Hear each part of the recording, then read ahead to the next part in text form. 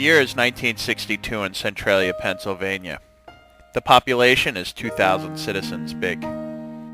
It's Memorial Day weekend, and the mayor asked the fire chief to burn down the level of garbage in the nearby garbage dump. When the chief assessed the situation, he opposed the idea of the burn. The mayor insisted on the burn and finds a willing replacement to fulfill his requests. To everyone's horror, the combined weight of the garbage and the heavy equipment pushing the garbage broke open the protective wall of the coal mines below. At first, the controlled burn was going as planned. It seemed under control. But the garbage above and the coal from the mines below led to the start of this hellish subterranean nightmare.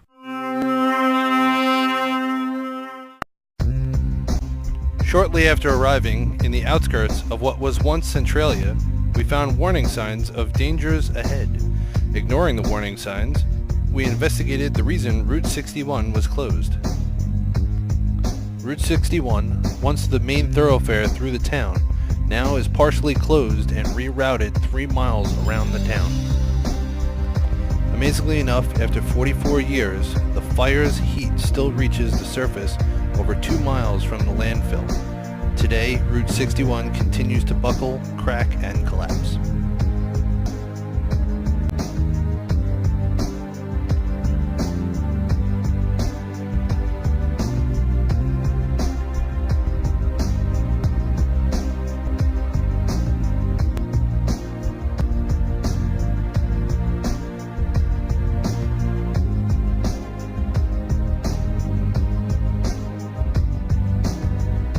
The temperature reading at the old Route 61 showed the average surface temperature to be around 110 degrees in the 40-degree weather.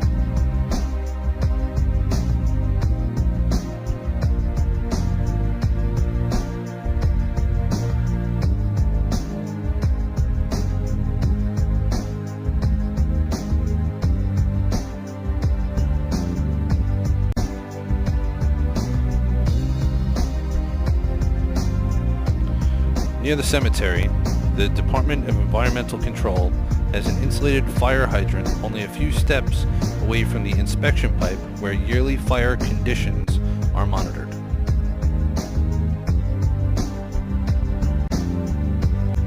Standing atop the landfill, where the fire continues to burn the hottest, we find the landscape barren, charred, and smoldering. The entire area has a humid sulfur smell, which leaves a metallic taste in your mouth.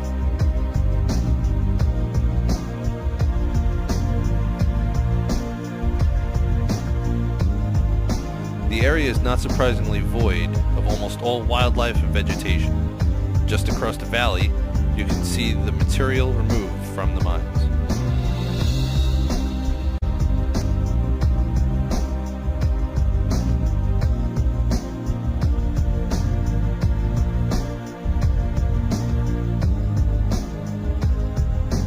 There have been several attempts made to extinguish the underground fire.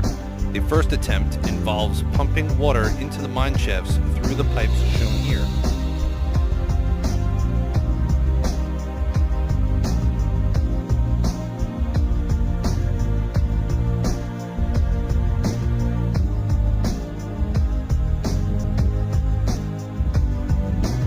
Cemeteries usually have an ominous look about them. However, this one is well groomed and cared for, despite its slowly diminishing surroundings and town residences.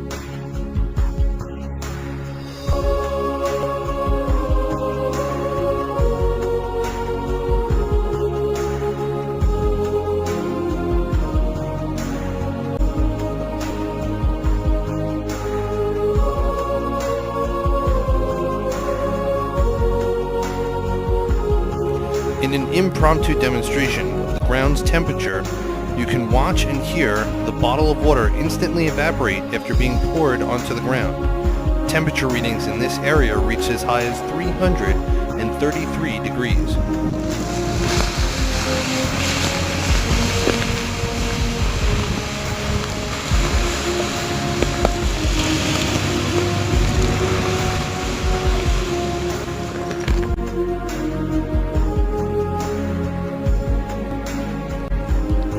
All which remains of the once vibrant business district is the last road sign labeled Park and Locust, and one wooden bench near the Veterans Memorial.